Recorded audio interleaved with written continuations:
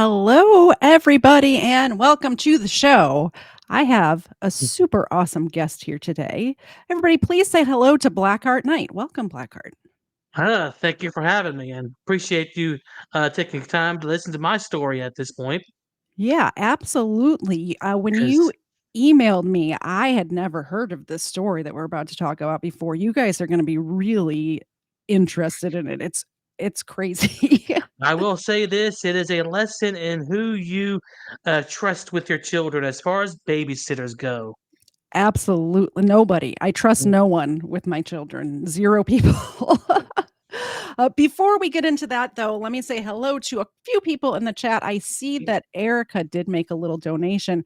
Erica, thank you so much for the donation, and you will be the first name to go in next month's drawing. Before we do that, this month's drawing, so as you know, I do a drawing every month. This month, it's for the retro Overruled coffee mug. This one is no longer in print. I have one extra, and I will send it to whoever's name I draw right now. That was not the correct tense to say that in, but you all know what I mean. So yeah, it is the Overruled True Crime with Katie Z coffee mug. You guys let me know what I should order for you guys next month, by the way, what you guys want. I just happen to have an extra one of these. So here's all the names. Remember, you did not have to donate to be entered in this. As a matter of fact, Blackheart Knight, you are automatically entered into next month's because anybody who comes up on stream Awesome. with me gets an entry. So we will mix them around and I will pull one. And let's, oh, 2 came out. Maybe I need to get 2 prizes because I'll figure something else out. Number 1 is Waffle Salter. So he will get the mug.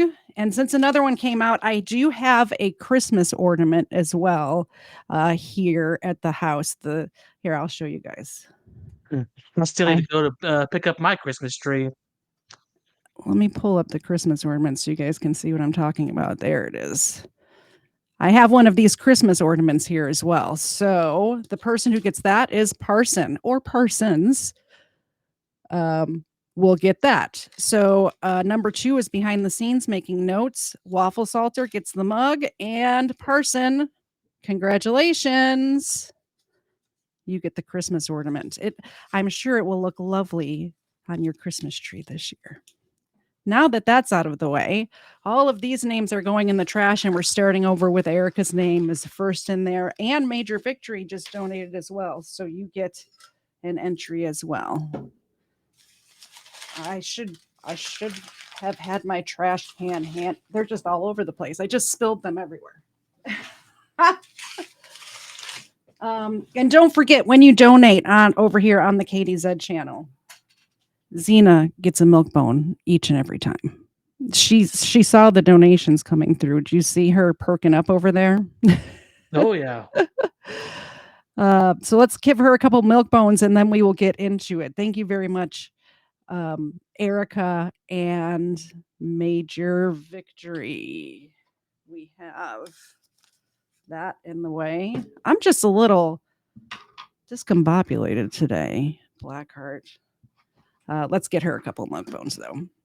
Unfortunately, the terrorist, Ava, my other dog, is not with us today because she is in the basement with my husband.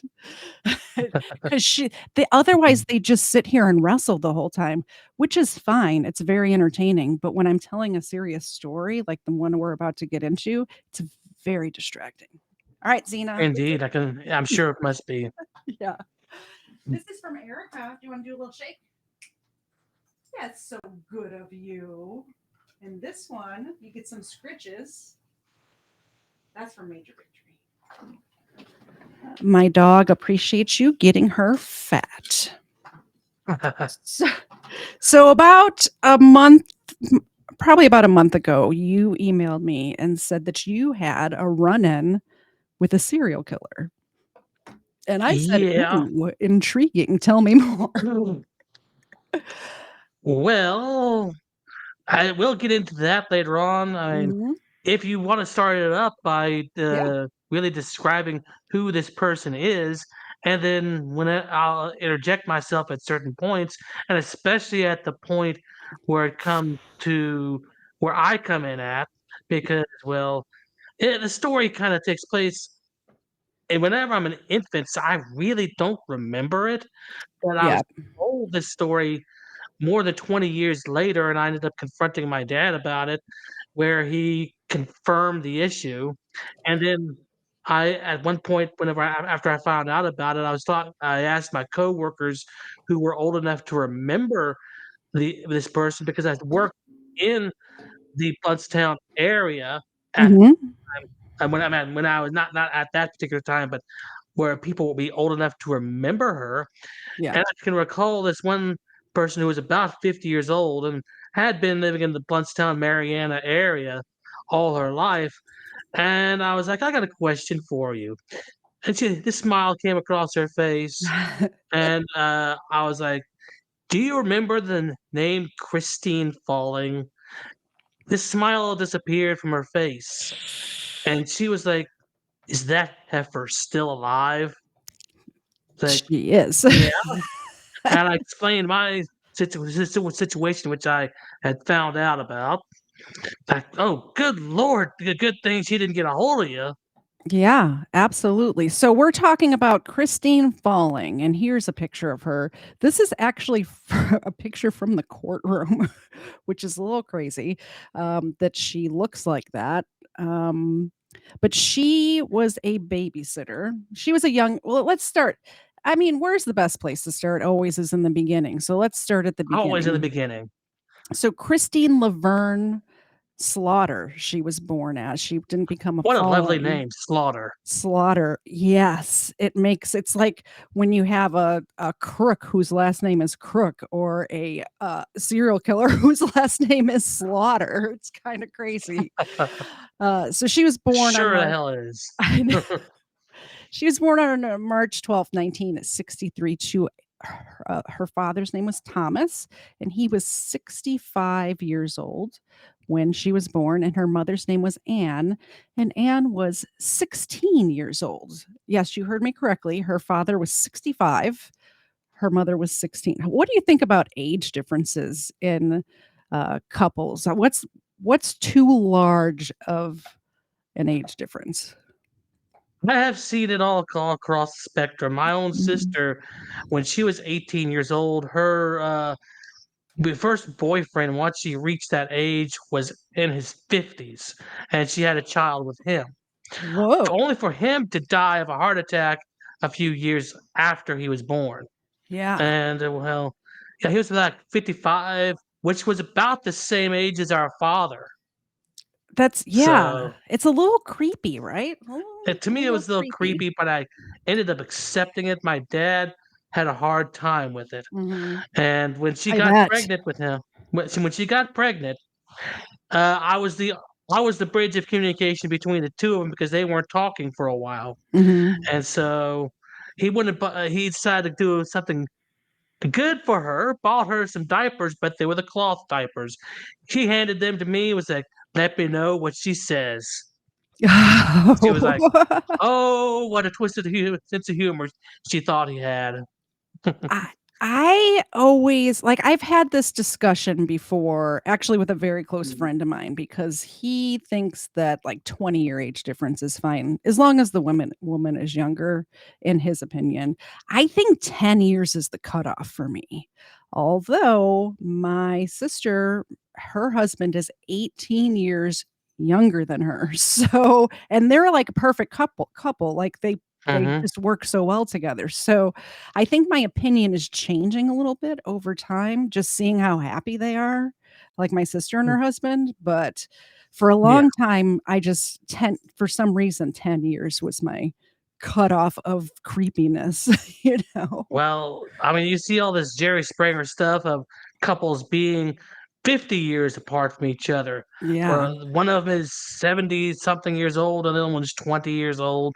It's like, Mhm. good grief.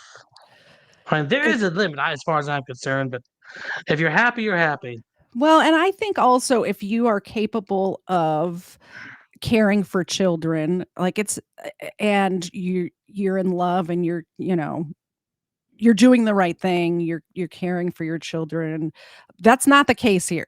Not at all. Mhm. So Christine got off to a rough start. They were, first of all, extremely poor, uh, to where, like, they were just hanging on by a thread, like, not even paycheck to paycheck, like, it was worse than that. At a very young age, Christine was diagnosed with mental issues, air quotes. I couldn't find out exactly what mental issues she was diagnosed with, uh, and back then, they didn't really do a lot of diagnosing of that sort of stuff. They just basically Mm. put her in the slow class and said, "She's got mental issues, so she needs to be in the slow class." Yeah, if you're talking about special needs, Mhm. they really start kicking that off until the '80s, and even then back then, they were misdiagnosing students with all sorts of learning disorders and putting them into classes, into special Exactly. ed classes, without Mhm. fully understanding what they were doing. Yeah. She also was diagnosed with epilepsy, which was becomes an issue, a couple of paragraphs later, but, she has a older half sister named Carol and 2 younger brothers named Michael and Earl. Now, Thomas, a 65-year-old dad, denies that Carol, Christine, or Michael were his children. The only one he claims is Earl. And the Mhm. reason for this is Anne was kind of a slut. Little bit of a slut, and Mm, had, not only that, she had like zero maternal instinct, so she wasn't caring for these kids, and she would just go off and then like come back, like she would go off partying. She was 16 and he's a grown man, like trying to raise a family. And she's a 16-year-old girl and never had a childhood. So she's going off with her friends. She's coming back pregnant.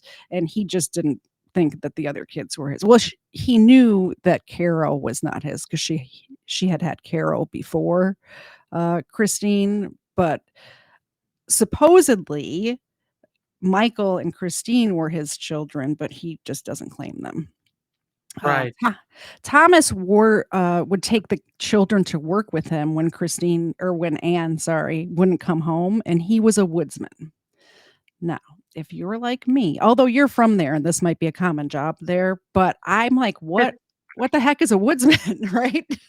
it still fairly is a fairly, common job to be a logger, in that Mhm. area, because it is densely forested still to this Yeah. day. I mean, I've had friends who went into the logging industry over there and do pretty well for themselves.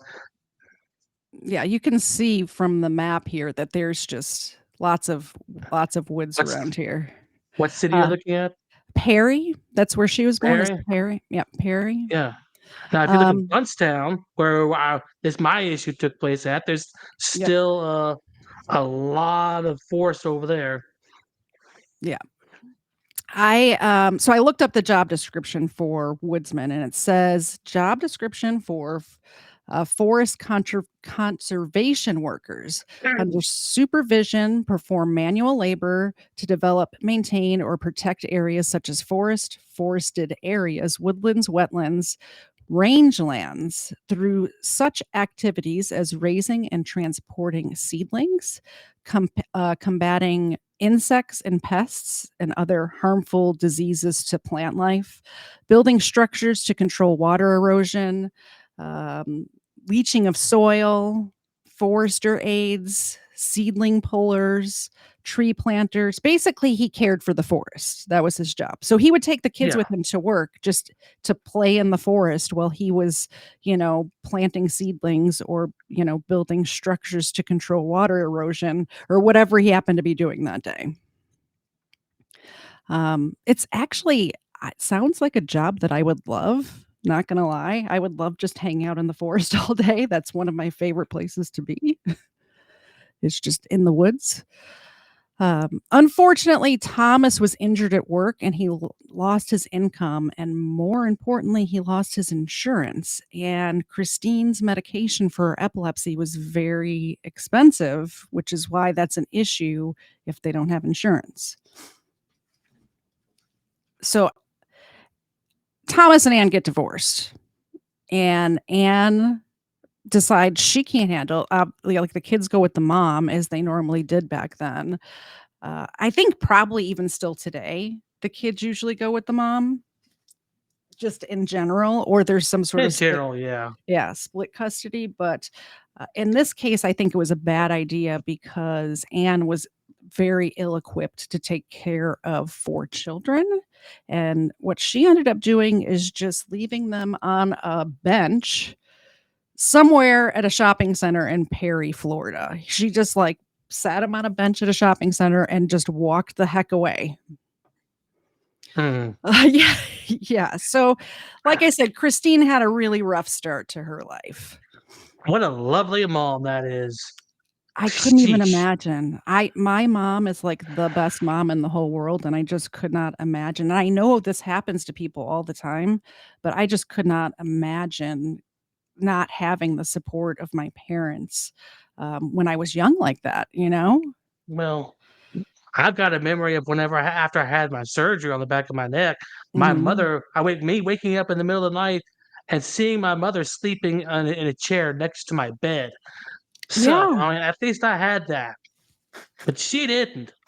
exactly. Yeah, she didn't have this at all, and it wasn't I from what I can tell, it wasn't that her father did not want to be there for her, more so that he was Mhm. the one working and, like, bringing in the income and stuff like that, so he just couldn't Mhm. be there, and he like I said, he would take them to work. Now, don't get me wrong, dad is not a great guy, we'll find that out a little bit later too. No, he's not. Mm. Not a great guy. Um so what happens is Christine and Carol, the 2 girls, were adopted by the dad, Thomas's cousin, and his wife, Dolly. So that's Dolly and Jeffrey Falling. That's where she gets the name Falling. Christine Falling is, what she's arrested under and in jail under to this day, or prison. I always say it wrong. Prison and jail are 2 different things. I have no idea what happened to the brothers. I tried to research it, but, I assume they were probably adopted either by a stranger or by another family member, but they're not mentioned again in any of the research that I could find.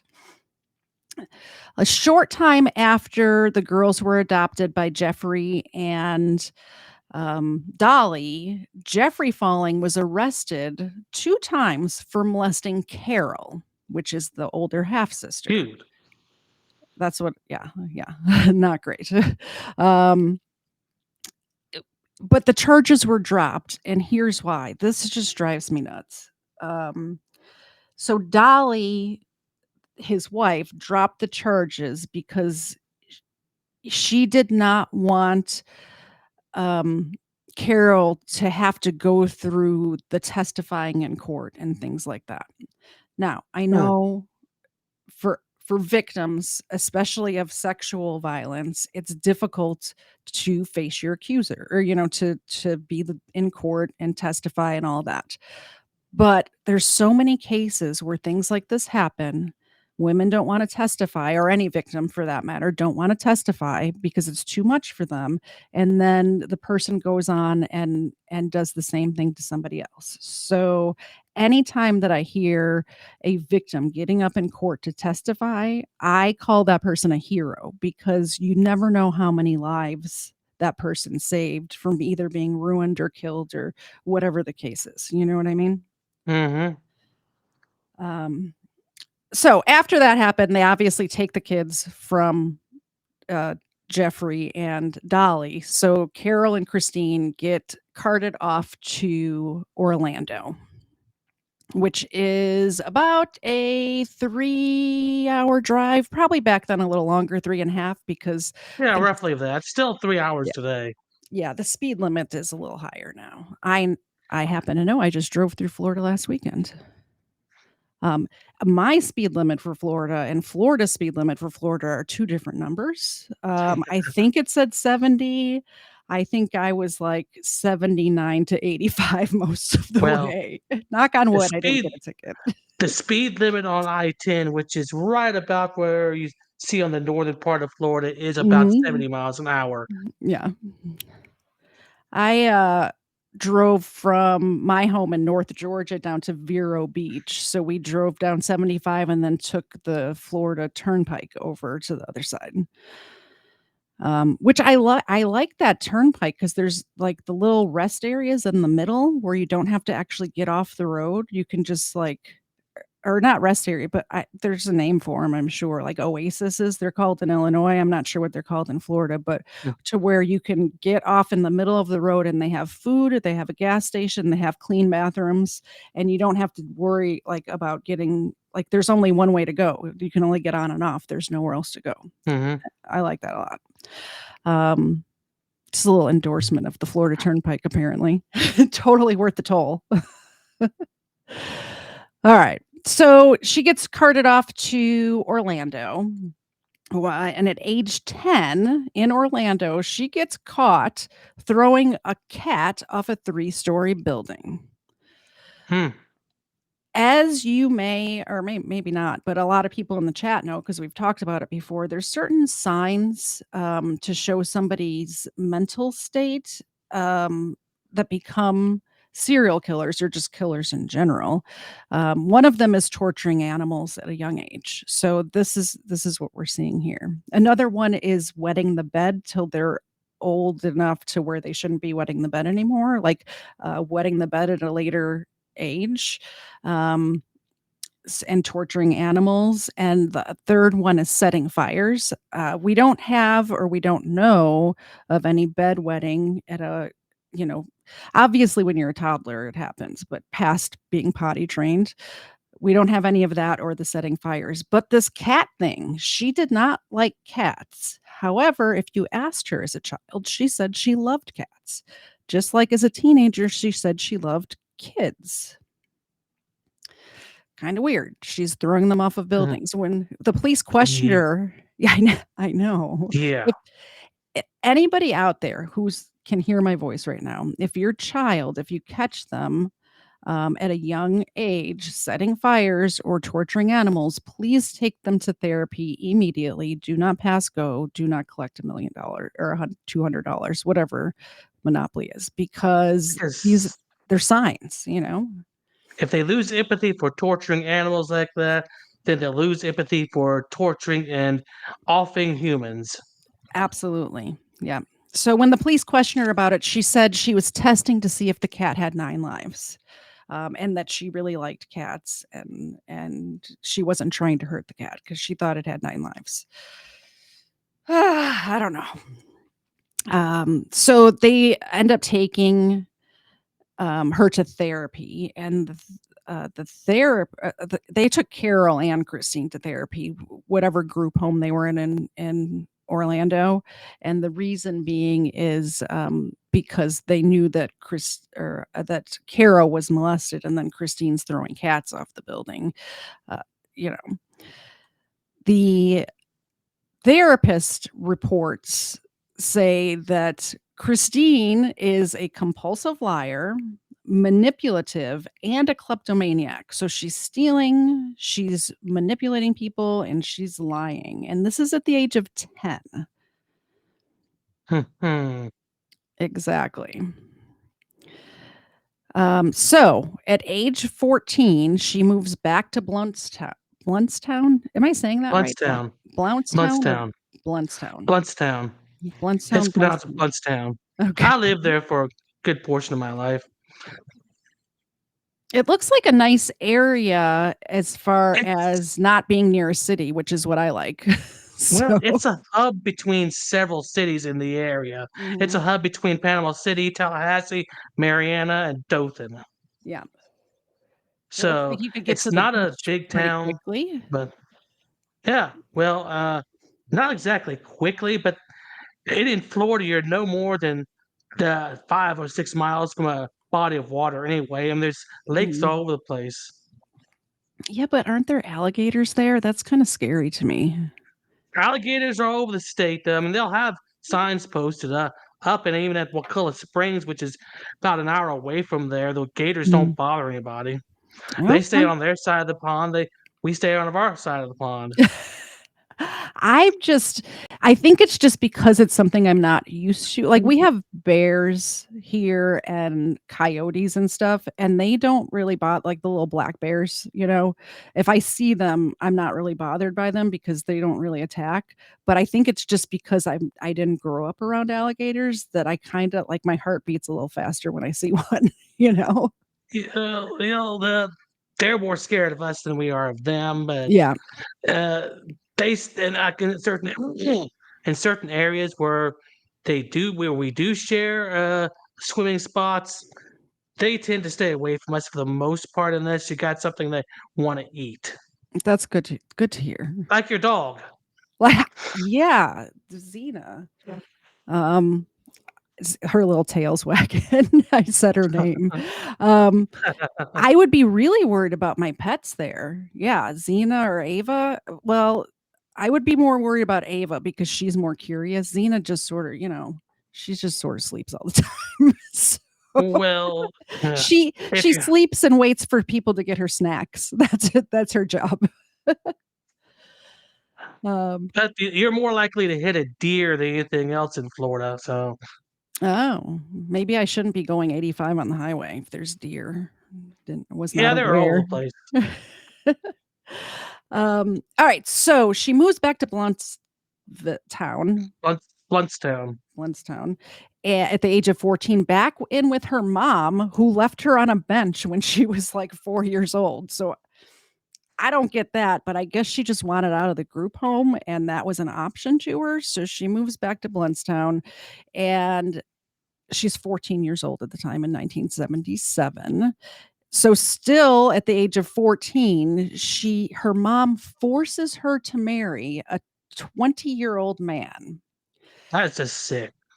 I I don't mind the age difference, but not 14. She's like Yeah, barely a woman. Like, I I just mean, she's probably just barely gotten into her first cycle, mhm. Exactly. If she like if at all. if Yeah. if at all. Yeah. So that marriage did not last very long. It only lasted 6 weeks. And within those 6 weeks, she went to the hospital 2 times for abuse. Now, I don't know what type of abuse it was.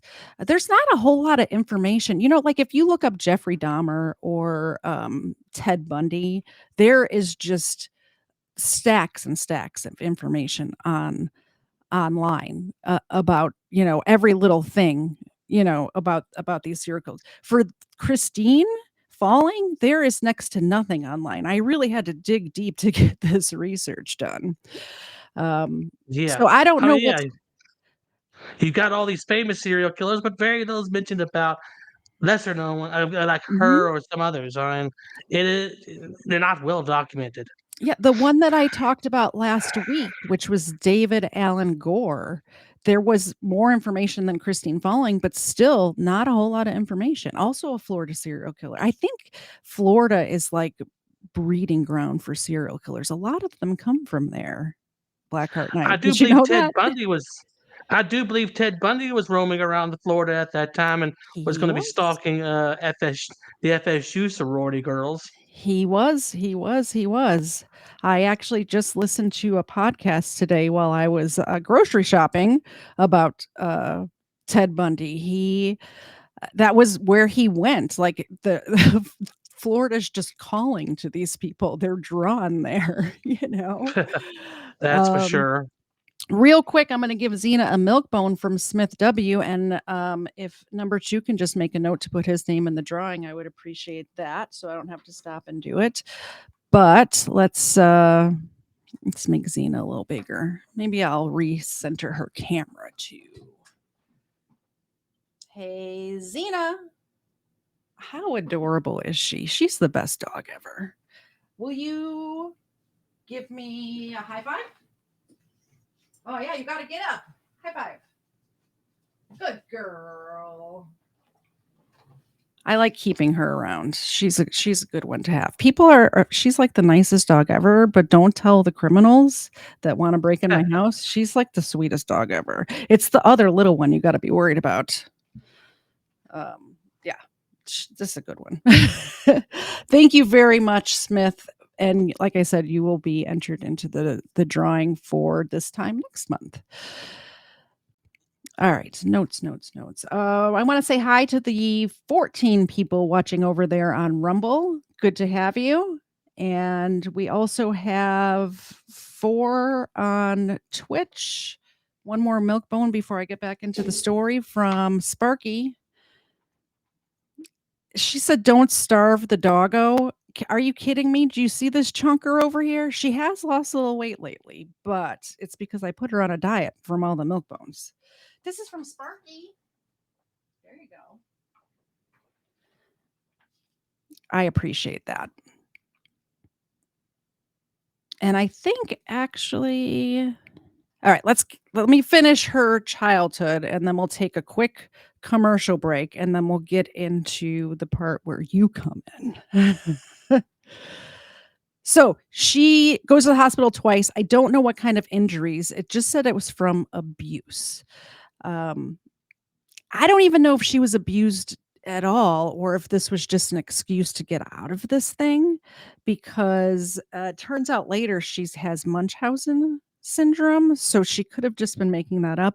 I'm not sure. She is a Okay. manipulative liar diagnosed. Now, according to your notes, she had been in an emergency room over there like 50 times. Now, believe it Yes. or not, Bluntstown does have a hospital. It's not like a lot of small towns Hmm. that send you off to another town for an emergency. It does have its own hospital, and I was born there, so they don't do uh, that. I mean, they don't deliver babies anymore. They send them those cases to Tallahassee now. Yeah, that one of the victims ends up going to a hospital in Tallahassee. So, and that's not too far away, is it? Tallahassee? An hour east of the Bring up the map. Bluntstown.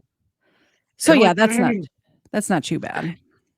you take Highway 20 from Bluntstown, which is their main road, and you will end up in Tallahassee in about an hour.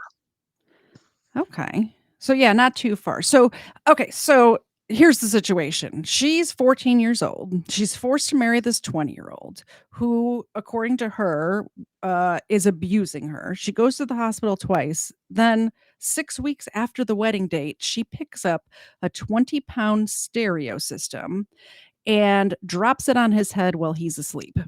Wow. Hmm. Yeah. And I know we're about the same age. You remember how stereo systems used to be back then. Yeah, I remember. Yeah. I'm. S They're not nearly as bad these days, but still. yeah, Yeah. he he could have died from that. Like, they used to be, like, big, heavy equipment. So Yeah. I'm I'm glad that he didn't get too hurt, although if he was abusing her, then maybe he deserved it. I the part where she's diagnosed as a manipulative liar makes me not wanna believe anything she says, you know? Yeah.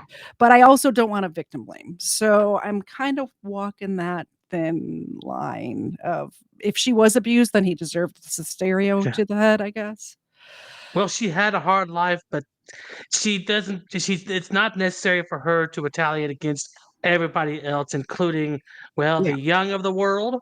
Absolutely, absolutely. So between 1978 and 1980, so just after this marriage ended, she, as you mentioned, has 50 hospital/emergency room visits.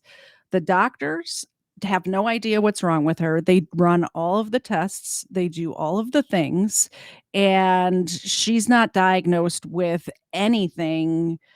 Like she would go in for like a rash that one of the documents said the doctor thought that she was like causing it herself, but they couldn't diagnose her with anything. Psychosomatic or something like that?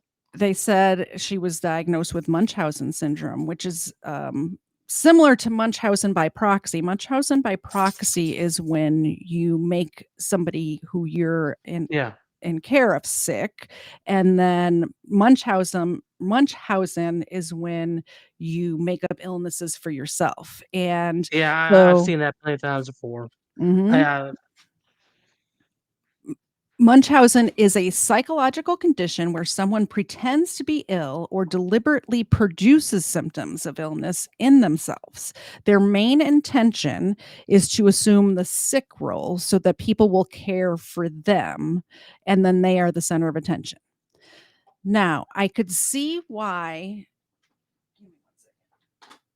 she's trying to eat these bones, but it's like, I think it's really loud, or it sounds really loud to me when she does.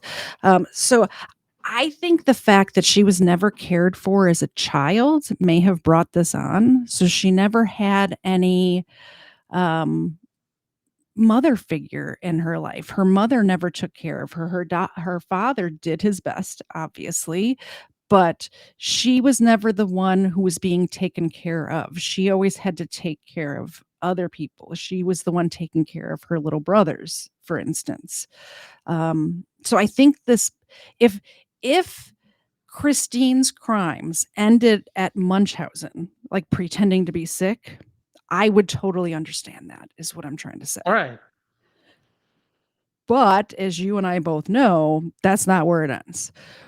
Real Because quick, it's about to hit the fan. it's about to hit the fan, but I want to do my little commercial. I try to do one commercial an episode because I forget. But let me do my little commercial thing, and then we'll get into when the stuff is it's really gonna hit the fan. You guys are gonna be flabbergasted. So, this program is brought to you by nobody but me because nobody will sponsor this stuff. If you want to support the show, you can do all of the things like the super chats or the Rumble rants or the buy me a coffee. The QR code's on the screen, by the way. Everything is KDZ. So buymeacoffee.com/KDZ or I'm KDZ over on Rumble. I'm on Twitch. I'm on D Live. I'm on Odyssey.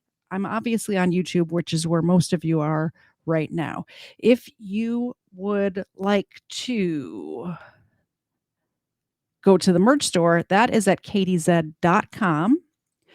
And right now, today is the last day. And I keep saying that, but today I'm really going to do it. Today is the last day for discount code Xena10 in the merch store. So you can get any of the merchandise if you do Xena10. I keep forgetting to deactivate the code. I was only supposed to run till the end of the month, and it's already the 5th, and I haven't deactivated it. So I'm not going to deactivate it till midnight tonight. Use discount code Xena10 at checkout.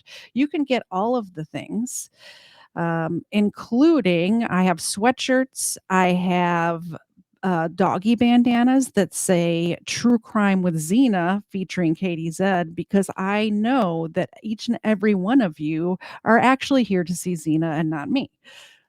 You make it very clear every week. So Xena has her own line of merchandise. We have Overruled merchandise. We have Crimeland merchandise. Also on kdz.com, you can get any of Stephen Ignoramus's merchandise.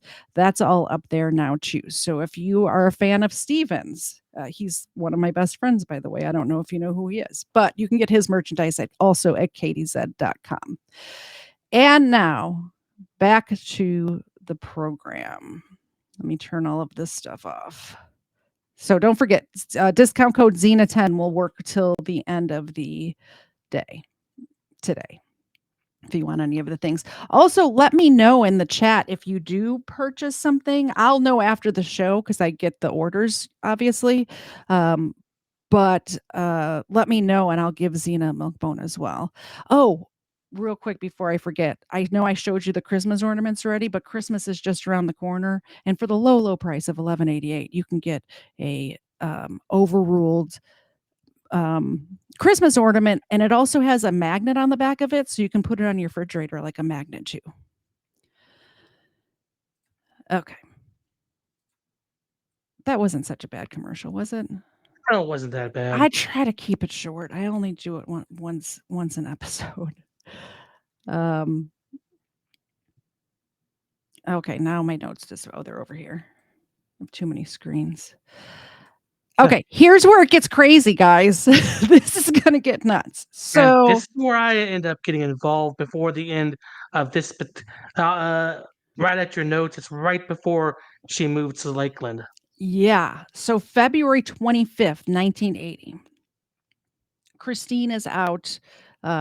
She's got the divorce. She needs to make a little money. She's a teenager at this time. I believe she's 15 or 16. And she's like, how can a teenage girl in the 80s make a little money? She decides, oh, I'm gonna babysit, right? That's a good idea. I babysat as a kid. I don't know. Have you ever done any babysitting No, I out have there? not. A lot of people, even like my brothers and stuff would too, like for other people in the church or whatever.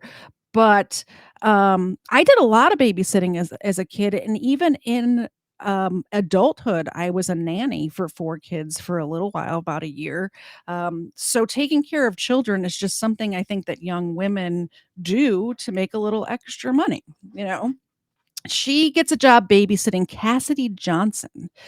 Cassidy was 2 years old at the time, and Christine was hired to babysit uh, Cassidy's several times. And then on February 25th, 1980, when Cassidy's parents come home, Christine informed them. She's like, "Oh, by the way, Cassie over here fell from her crib.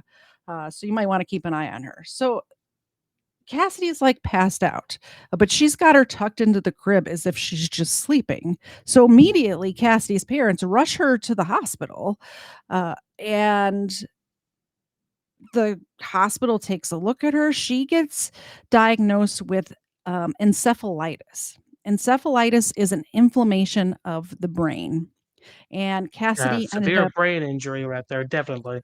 severe brain injury, like, not just like, you would have to like, hit your head really hard, um, to have this sort of injury, uh, but in a two-year-old, I could see it happening if they had, like, hardwood floors or concrete floors. I can't s I'm not a doctor. I mean, you guys know this. I'm not a doctor. But the doctors were a little stumped by this as well. Cassidy ends up dying 2 days later. The autopsy listed the cause of death as a blunt force trauma to the skull, which lines up with the story of her falling out of her crib, right? So most of the doctors and the staff are like, and even the parents are like, oh, there's no way Christine did this on purpose, right? Like, you wouldn't think that your teenage babysitter killed your child on purpose. Like, that's the last thing that you would want to think happened. There was one attending physician that did not believe Christine and recommended in a handwritten note to the police to investigate her. However, this note was lost somewhere and the case was closed. They never looked any further into it. This Yeah. is this is what I'm saying about victims coming forward. This could have been stopped right then. If that doctor pushed a little harder or the police listened a little better or even investigated it. They never even questioned her about it. Like, there was nothing in this case, and the two-year-old is dead. Yeah. So immediately after, you'll notice this pattern too. As soon as somebody dies in this woman's life, or this girl's life, I should say, she's a teenager. She ends up moving. So Well, she oh, this is where I come in because I was supposed to be babysat by her immediately after this couple ended up dying. When Mhm, this previous child ended up dying. See, what happened was I was about a year old at the time. mhm, My parents were needing a babysitter. They asked mhm, around. Somebody recommended Christine Falling, and so they interviewed her and let her come in the house. They talked to her and everything like that, yeah, and they set up a date so my parents could go out and have a good time. And well, she ended up canceling, and that's when she moved to Lakeland. And as a result of her canceling, they ended up getting my grandmother, who was living on the other side of town, to babysit me for that night. mhm. So I ended up getting lucky. Very lucky.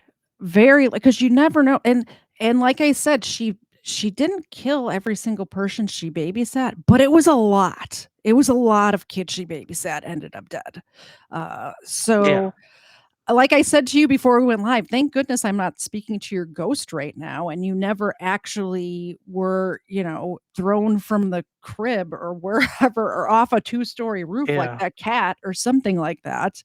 Now, There's or smothered. There was some that are coming up here that she would just, like, press pillows onto these kids' faces, you know? I was never told about that by my parents, and, my mother died in 1992. My parents had got married in 1979. She died in 70 I'm sorry, in 93 92, Mhm. and my dad got remarried in 2008, Yeah. or sorry, 2006, somewhere in that, line, and, I found out about it through my grandmother who told me about it roughly about 2004-ish, and I researched the case myself and Okay. like, wow, So the you probably found what I found where there's just not as much information as some of the yeah, other.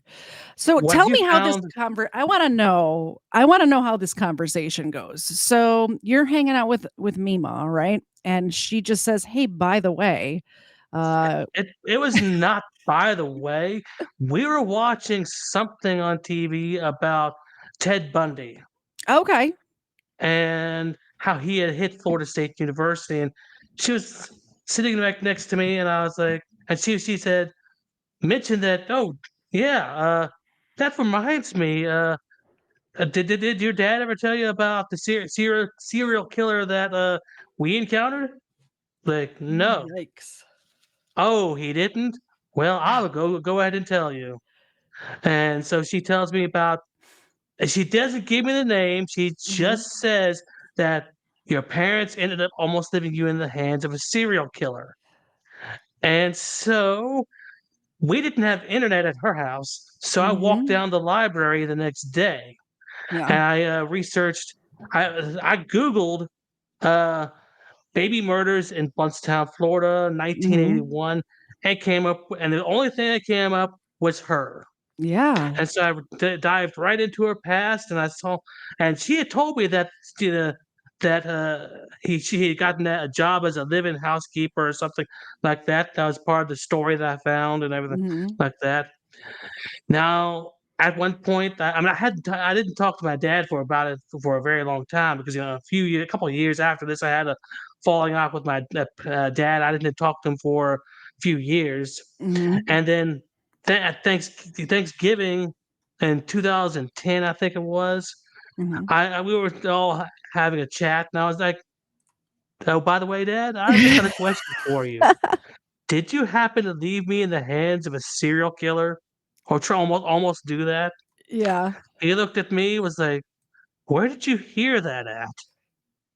I was like, "Well, grandma told me a number of years ago about it. I just wanna know if it's true."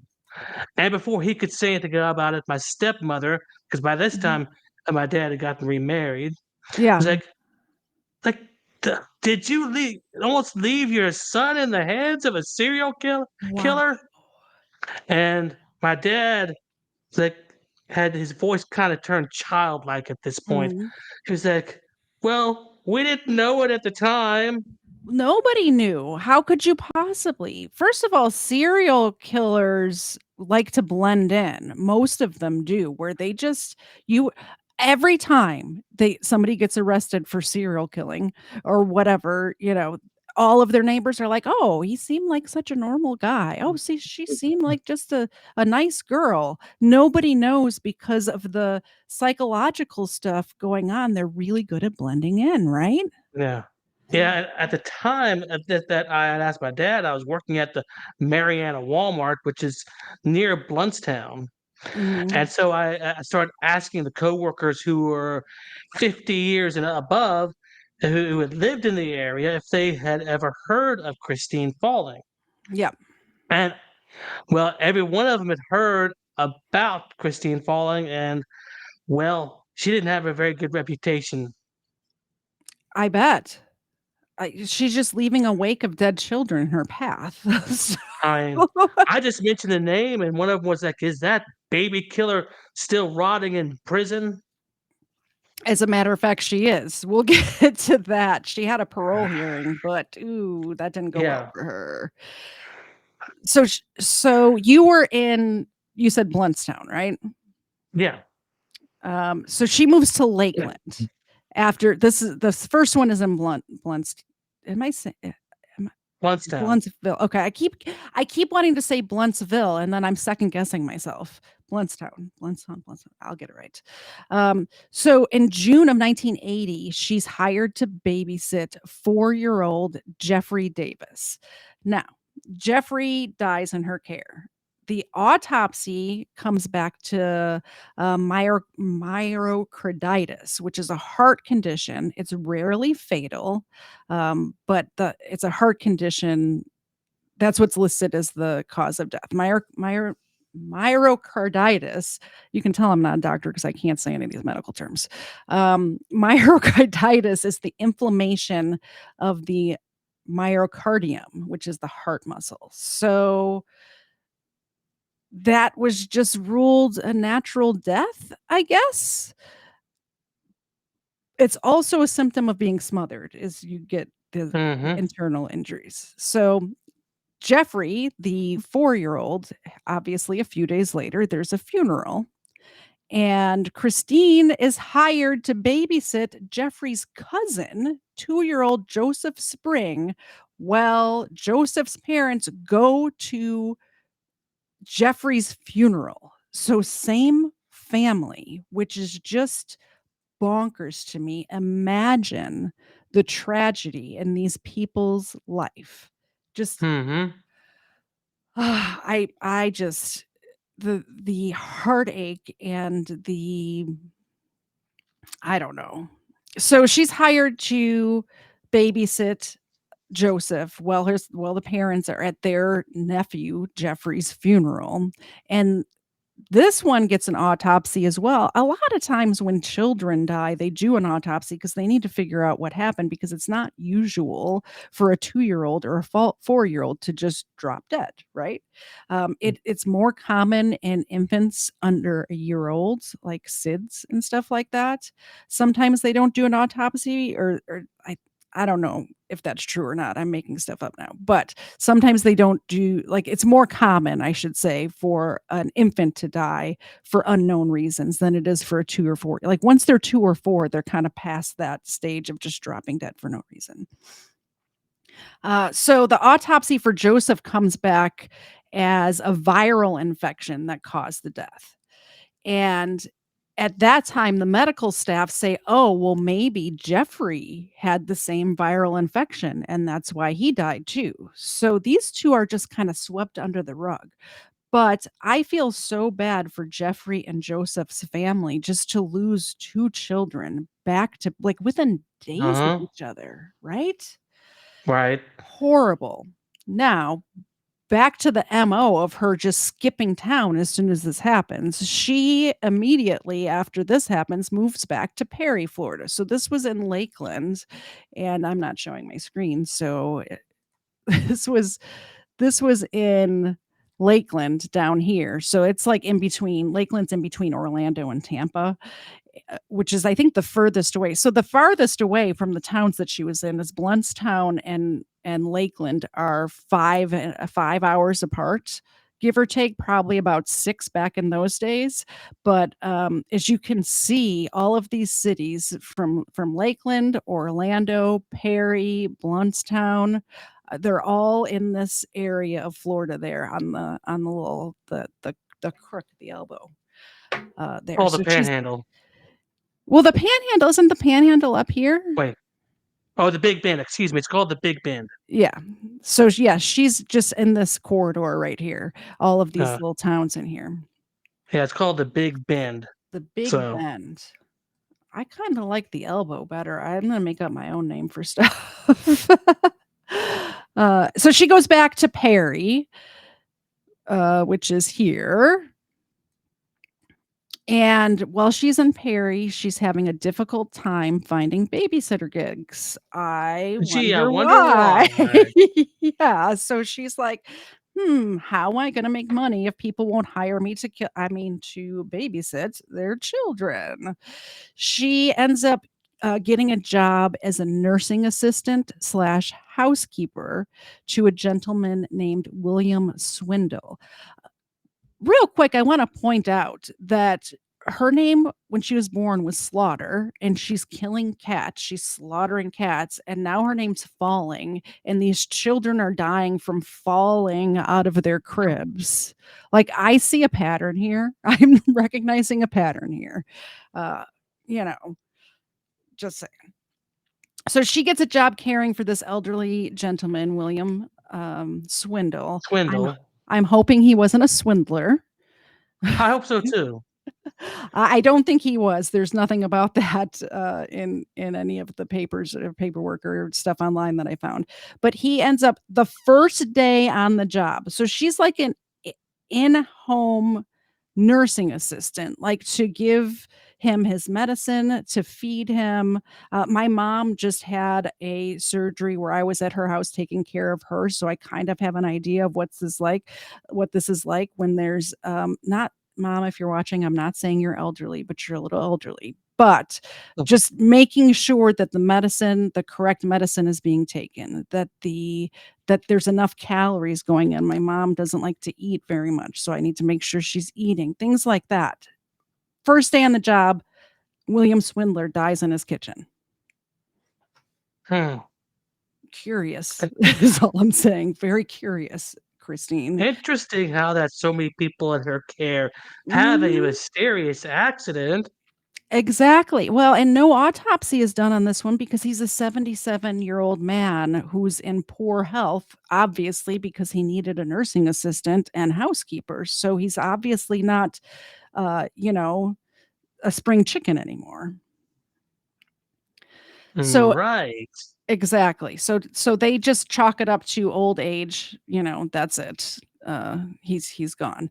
Uh, the interview that she does after she's caught, she never admits to this one. She doesn't. She just says, "Yeah, he just died," like as if she's got this dark cloud following her around where people are just dying in her wake. So she never admits to the Joseph and Jeffrey, the two children that died. She never admits to those ones, and she never admits to William Swindle. But it's more likely than not, in my opinion, allegedly, that she also killed these 3 people. I think I put enough caveats on there not to get in trouble. It's September 1981. She's, back in Bluntsville from Perry. Town. Bluntstown. I did it again. Oh, I'm so sorry. I feel bad because it's like where you're from. If it was just a random town that you had no relation to, I wouldn't feel as bad. Well, I don't live Town. there anymore. I mean, Yeah, but it's kind of still, my ancestral home. yeah, your hometown has, like, some sort of nostalgic value to you, I would assume. It does, My my great hometown does. my great grandfather was mayor of that town, and ended Oh, up a lot of the building projects you still see around were a result of him during the Great Depression when the FDR was doing the New Deal. So he yeah. took some of that money and built a lot of Bluntstown up. That's really interesting. So I love small town sort of life, small town living, and it's really kinda cool that you said your grandfather was the mayor? Great grandfather. Your great-grandfather. Yeah. My grandmother, the one I was talking about, her father. Oh, okay. Yeah, that's awesome. Um, so she moves back in September of 1981, and she's hanging out with her older half sister, Carol, and she's running errands with Carol, and Carol's daughter, Jennifer Daniels, is the child's name. It is in the car, like in her car seat or whatever, and they're running errands. And Jennifer falls asleep. She's 8 months old, and as you know, and I know, and probably everybody listening knows, when the baby's asleep, you let them sleep because otherwise an 8-month-old is just going to cry. So she says, "Hey, Christine, I need to run into the grocery store here for a minute and pick up a few things. Could you just hang out in the car in the probably the Winn-Dixie, I would assume, in that area of the country? I'm making up the store name, by the way. I'm going to run into the Winn-Dixie and pick up a few things for dinner. Just hang out here with Jennifer." Actually actually, if it had been in Bloodstown, it'd been the Piggly Wiggly right on Main Street. Okay, Piggly Wiggly.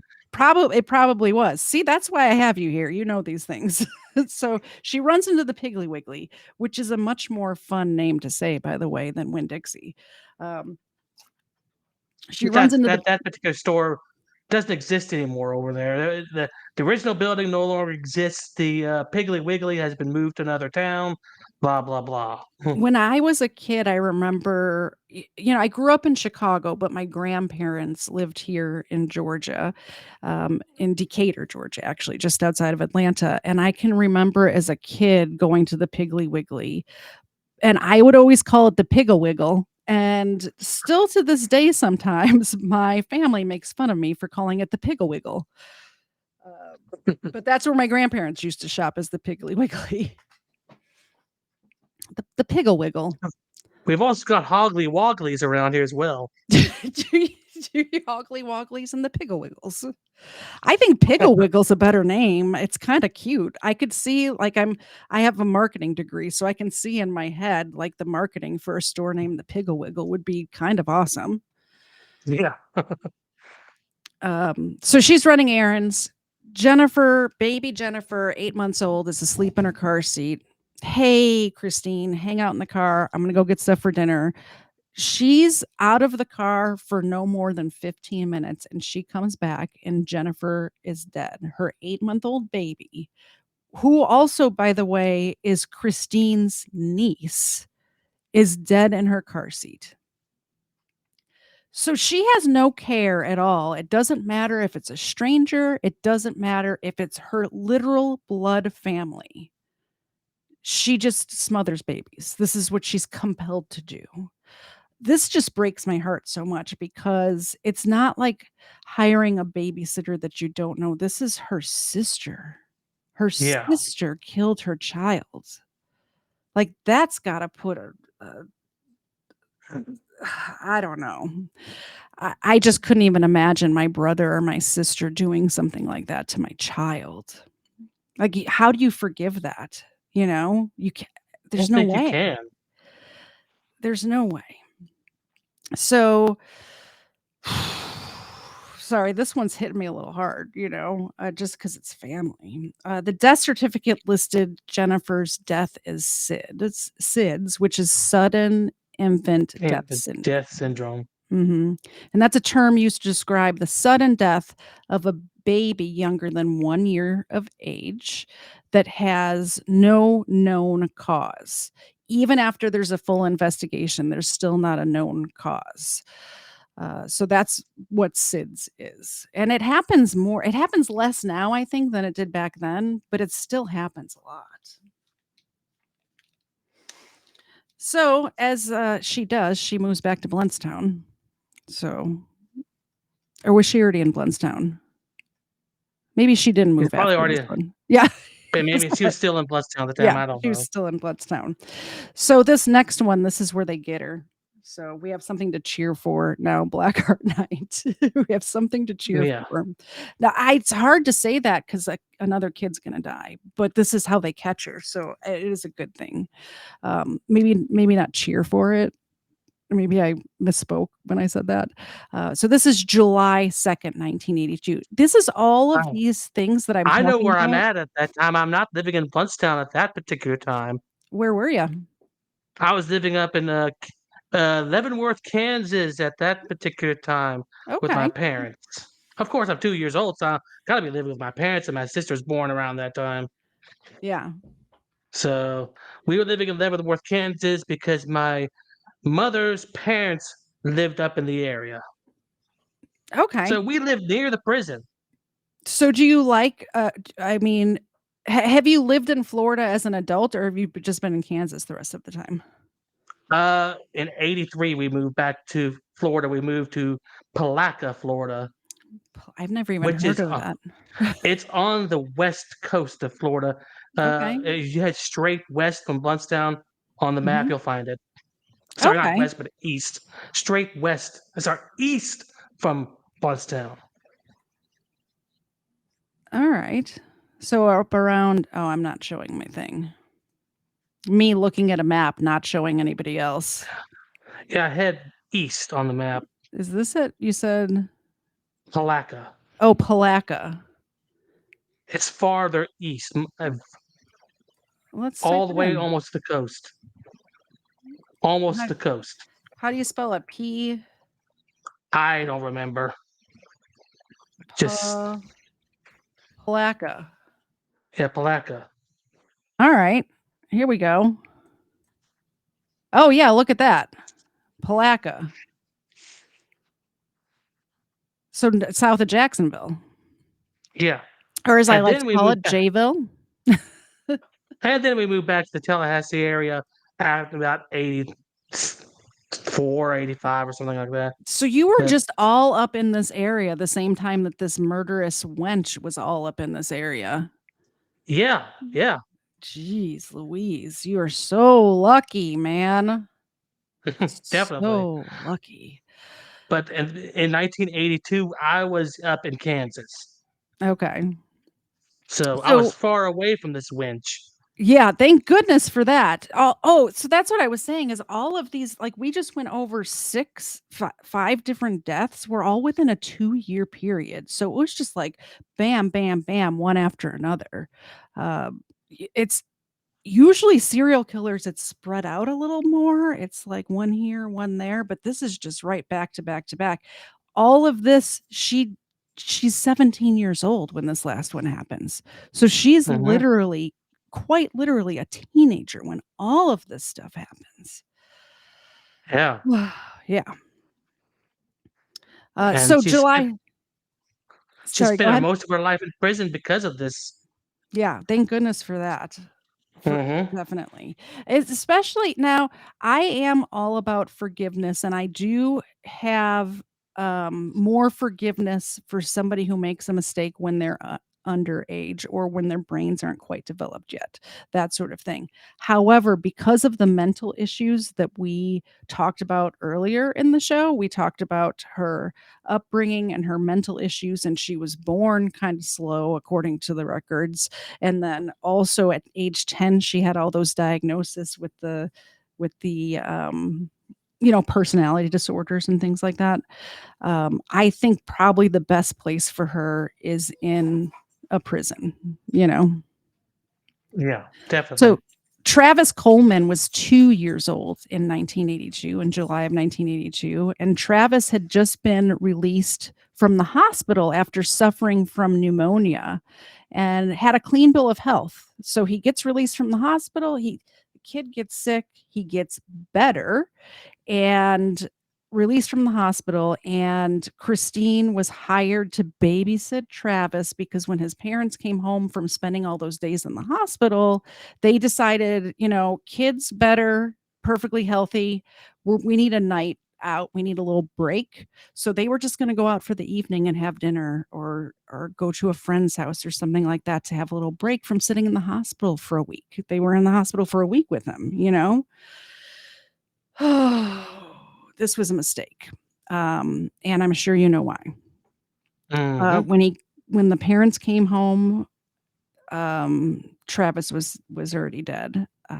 This time, though, these parents, true heroes, because they didn't just take the old, "Oh, he fell from his crib," or, "Oh, he's got a viral infection," or whatever. They wanted full investigation. Let me Good on turn that them. off. Yeah, exactly, exactly. Um, they said, "We know that he had a clean bill of health. We know that he was perfectly healthy." The doctor said, it was fine. The p Yeah, thank God that they did. The autopsy revealed that Travis died from internal injuries caused by manual suffocation. So apparently, what I learned is that when you are actually suffocated, that stuff happens in your internal injuries that they can see on autopsies. Like, I always thought that when you suffocate somebody, there's really no evidence, but there's no external evidence. There's not, if somebody gets strangled, you get bruises on your neck or something like that, right? Um, but if you suffocate somebody, stuff happens like the myocarditis, the inflammation around the heart and lungs is visible. So, bam, hammer drops on Christine.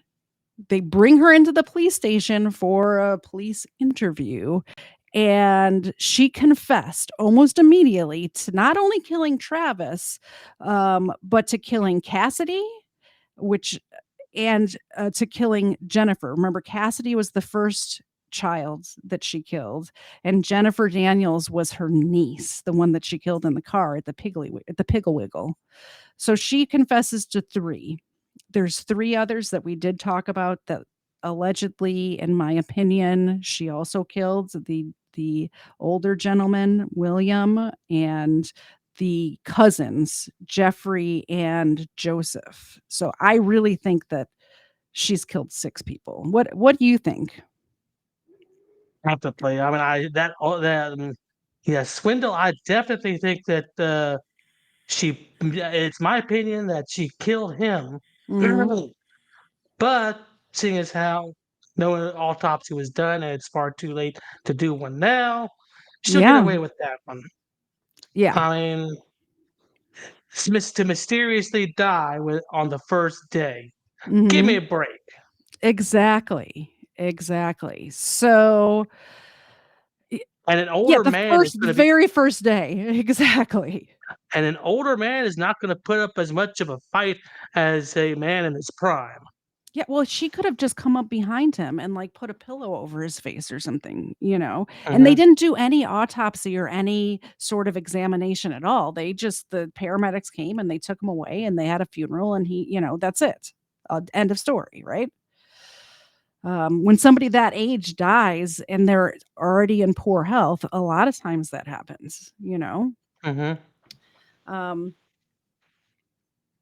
in her police interview, she says that she heard voices in her head telling her to kill the baby, and that's why she did it. She I admitted wonder to what voices that she heard when she was holding me, if she was holding me at all. Yikes. I didn't even think of that because she was at your house, and I bet, like, if they were interviewing her to babysit, I bet she was holding you and playing with you because your parents would wanna see how she, acted Yeah. with you, right? This Yeah. Oh, I just got, like, goosebumps all over BlackHartKnight. She was holding you. This Most likely, murderous yes. this oh my goodness. Yeah, I bet she was. I bet she was. But Holy I'm cow. glad she canceled. I am so glad she canceled too. I mean, not for William Swindle's sake, but for your sake for sure, right? Yeah, really. Um, Hopefully William had led a great life up until then, and he is in the arms of God right now, and you're here talking to me, which is amazing. She Mhm, admitted to suffocating the children with pillows and blankets, the 3 that she admitted to. So that's Cassidy, Jennifer, Daniels, and Travis Coleman. And remember that Joseph, the cousin of Jeffrey, had the same, internal injuries as Travis. So that's why I really think she killed those kids too, because of the myocarditis, which is a sign of manual suffocation. So Falling was sentenced to life in prison in December of 1982, but her confession prevented her from getting the death penalty, which it takes them so long to put people to death anyway. So she would probably, even if she got the death sentence, I would assume she'd probably still be alive right now, right? no, not very likely. They call it the Ted Bundy around the same time. It only took 10 years for him. Yeah, I guess that's probably now that that happens, that, um, it takes them so long. There's so many, like, appeals and back and forth with the courts and things like, and it also depends on the state. Florida's kinda got a little express lane in there for executions. Like, they're one of those states that they're not gonna drag it out. Like, technically, the death penalty is still in effect in California, but they haven't put somebody to death there in, like, 20 years, you know? Mhm. So, let me read a little bit of this article. It says, "Killer babysitter will stay behind bars." This was from 2017. It says, "Longtime locals might remember the case of a babysitter in Bluntstown who confessed to killing children. After serving 25 years, she is now eligible for parole. But the woman dubbed the killer babysitter is staying behind bars." Christine Falling was just 19 years old when she pled guilty to killing 3 children. In exchange, the state didn't pursue charges for the other 2 kids who died in her care and did not seek the death penalty. The charges may never have been filed if she had not confessed. This is quoted. "I choked her till she quit breathing, and then she turned purple," Falling said. As a child, Falling reportedly strangled or dropped cats from high places to test their 9 lives. Her stepfather, Jesse Falling, who adopted her at the age of 4, was bewildered. Now, this is the same Jesse who, um, molested her older sister, so I don't even know why they're even still talking to him. Yeah, Same really. same guy. Uh, "Because she was a lover of children, I say that," he said. Also, Falling also later confessed. Oh, she did end up confessing to, maybe I should have read this article ahead of time. Falling later also confessed to killing a 70-year-old man on her first day on the job as his housekeeper. By law, Falling remains eligible for parole, but prosecutors told the review panel that the so-called babysitter from hell deserved no mercy. I agree. This woman killed 5 babies from the age of 2 months to 4 years old. She says she did it in the way she saw on TV. She says she doesn't know why she did it. Sometimes they cried and they made her mad. One time she said she just felt the urge, said Joy Powell, an assistant state attorney in Perry. No one showed up on Falling's behalf at her parole hearing Wednesday. The panel showed no mercy. Christine Falling's presumptive release date is 2254, Mm. likely long after she dies. Falling gets another hearing in Right. s yeah, Falling gets another hearing in 7 years, which is actually next year because this was in 2017. But the question asked across the country in the wake of the deaths, "Can you trust your babysitter?" is as relevant today as it was 25 years ago. So that's kinda crazy. Definitely don't trust the babysitter. Definitely um, get recommendations, do background Definitely. checks. I know it costs money to do background checks, but children are is God's greatest gift to us, so you need to keep them safe at all costs. Mm. I do have a little picture of her now, from her Department of Corrections records. She's not looking so swell, just saying. I wonder if she's in general population or if she's in protective custody, Mhm. because I doubt any of the women would be merciful on her if they shared cells. Hmm, that's true. I don't think it says on here. It just says currently incarcerated. So it does not say if she's in general population or, but I know that if she felt in danger, I've interviewed people who've been in prison before. One of them, uh, was actually a murderer that is out, served his time, was out, and he was telling me that, when people felt unsafe, and when we were talking about it, he was talking about, like, obviously a male prison and sex offenders, like rapists and stuff, but he said that they would do things to purposely get themselves in trouble so they could be isolated. So, I'm sure women probably do the same thing, right? Probably. Yeah. So that's the story of Christine falling. I What do you guys think in the chat? Let me Mhm. know.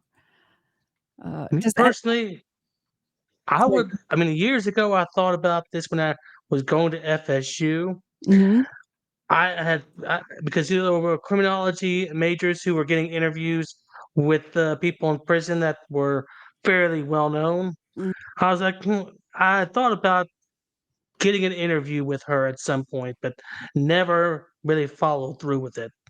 I Oh, because, yeah. be like, "I'm the one that got away." That would be very interesting. If you do wanna do that, I will come down and go visit her in the prison with you, and, we can see if they'll let us record it. We can make a whole documentary about it. Mhm. I think we're gonna do a collab on this. We'll do a documentary together. How about that? That could be a consideration right there. Yeah, absolutely. Now, before we go, Erica donated again, so we have to give Xena a treat. But she's not in her spot, so I don't know if she deserves one. Come here, Xena. Come on. Come on. Say hi. I know you want that. I know you Oh, want what a cute little girl. co come on. Come on. Alright, say hi to the people, and here's your that's from Erica. There you go. I know, I got no more. Hop down. Thank you. Um, so that's it. That's the show. Did you have anything else you wanted to say about this crazy woman? No, I pretty much covered it on my end. I I really appreciate you joining me today, and I appreciate you sharing your story with me. It was just, um, like I said at the beginning of the show, when you emailed me, and I had never heard of this woman before you emailed me about it, but I just got goosebumps everywhere just thinking how close of a call that was because you were a baby, she was killing babies, you know? Um and I'm so glad yeah. that you're okay and you're alive and well and doing good things. If you guys don't know, check out BlackHartKnight's channel. It's linked down in the description below. Did you wanna promote anything else? Tell us how tell the people where they can find you. Well, basically, make fun of First Amendment auditors and sovereign citizens and everything like that. Point Mhm. out their flaws. If I like with the sovereign citizens, I will definitely take the extra mile and point out the laws that they tend to cherry pick because True. that's what they do. They'll cherry pick everything like that, Mhm. and well, quite often they get roasted in court because of their stupidity. They sure do, and you are really good at making fun of them. If you like to laugh at stupidity, definitely check out Knight's channel. It's a good time. I like your long videos, but I especially enjoy when I'm, you know, wasting time at work and scrolling through the shorts when one of your shorts comes up because it always makes me laugh, and sometimes it makes me laugh out loud while I'm at work and not supposed to be watching YouTube videos. Mm. Um, but it always warms my heart when somebody I know makes me laugh at work. So so you've done that to me on several occasions, by the way. Well, Check glad I out could do his that for you. Thank you. Um, so yeah, definitely check out Blackheart Night. Coming up Friday, there's gonna be an episode of Friday Night Crime at 7 o'clock. Number 2 will be joining me, and we're gonna talk about all of the things that people send me at my Discord. If you would like to send me anything, my email address is, on my channel. You can email me, you can send me things on Discord, any current news stories or even retro. I've been getting into some retro news stories lately too. So anything that you think is interesting, feel free to send me. Thank you very much to everybody who came today and hung out with us. Next Sunday, 4:30, Miss Mandy 777 is coming on to talk about a story that was near and dear to her heart, and it is about my dry erase board is up there. It's about a young woman named Zahara Baker who was killed in a small town where she's from. So Hmm. that should be interesting. I like having somebody on who has a personal connection to the stories. There's so many that I feel personally connected to. For instance, I grew up less than a mile from John Wayne Gacy. I haven't covered him on my channel yet because everybody's covered him, but every time I think of John Wayne Gacy, it's just he was so close to where I lived, and also he was killing young men who are the same ages as my older brother, who you may know, he's in the chat, his name's News Now Enemy. So he was killing young men that were in the same age group as him and my male cousins, and literally my male cousins grew up, 1 block away, like 1 street over and 1 block over is where they grew up. So it's just thank goodness. Same as for your story. Thank goodness that they weren't the ones that these crazy people got, you know? Mhm. All right, that's the show. Thanks for coming, everybody. I will see you Friday, 7 o'clock, Friday Night Crime. That's the next time I will see you. And I should have my stuff ready to play the outro, but I will see you all on Friday. Bye, everybody.